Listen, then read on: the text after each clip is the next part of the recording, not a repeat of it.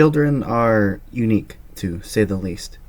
Kids have two sides to them. They can act well behaved, or not so well behaved, or both, depending on what mood they're in. For me, growing up, I was homeschooled. And the reason why I am bringing that up is because my mom ran her very own daycare. So on top of taking care of her own kids, she would be getting paid to take care of other people's kids. And she's been doing this for about a very long time. And since I was homeschooled, that meant I was, well, home a lot to help with things. And by things, I mean dealing with those things.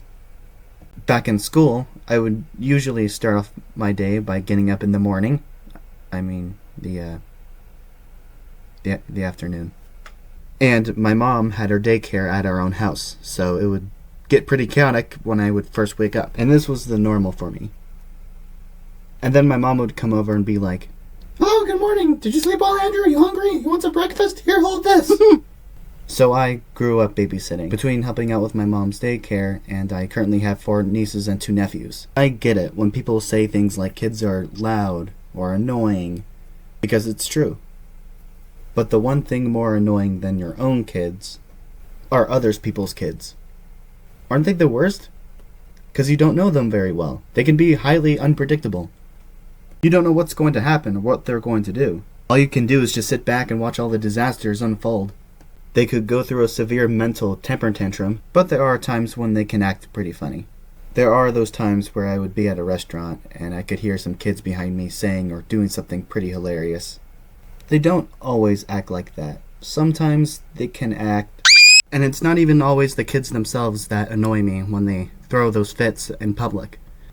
It's the parents that drive me insane. You know, the ones that don't do anything when their kids are acting up out in the open? And you can't really do anything about it because, they're not your kids.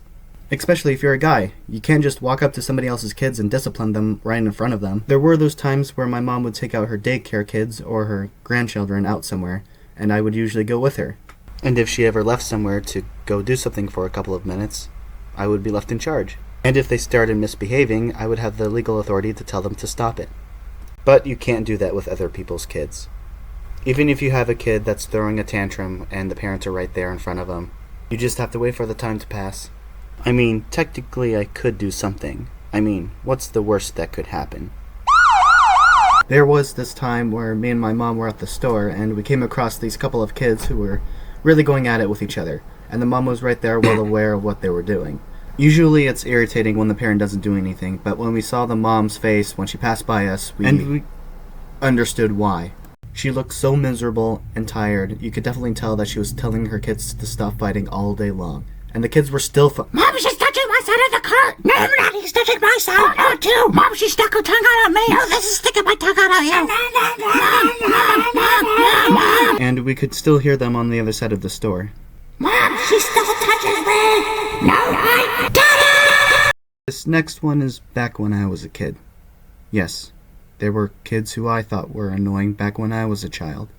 This one takes place in a park where my mom took me and my little brother to. And most of the time we would get lucky and have the park to ourselves. This time there was already another kid there. And you know how kids are at a park. They act like they're best friends until their moms have to take them away to go home and they never remember each other. But this is one kid I never forgot. And we'd also brought this football with us that we played catch together with. And eventually I ditched the two to go play on the playground by myself because I was never much of a sports guy. And when I left, my little brother told the kid all about our made-up game called Ball Tag. It is a game that is exactly how it sounds. Then this kid had a brilliant idea. "Hey, let's play Ball Tag!" And instead of starting the game with my little brother who was actually paying attention... Ow! "Tag, you're it!" And then I took the football away from them and stayed far away as possible as I watched from afar of what my little brother was left behind with. And that's it, the end.